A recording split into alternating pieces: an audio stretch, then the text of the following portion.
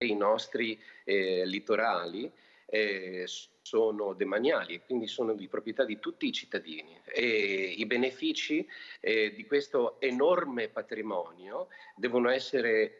redistribuiti fra tutti e non possono essere privilegi di pochi. Noi, per tutelare i privilegi di pochi, paghiamo, il sistema paese paga salatissime sanzioni perché stiamo violando norme europee contro la libera concorrenza, ovvero contro la famosa legge Bolkestein. Quindi è cosa buona e giusta finalmente mettere a gara le concessioni balneari, aprirsi alla concorrenza, perché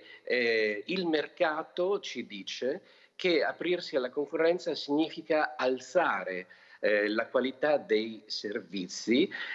scardinare rendite di posizioni e aumentare molto probabilmente anche la qualità del lavoro, oggi effettivamente sottopagato.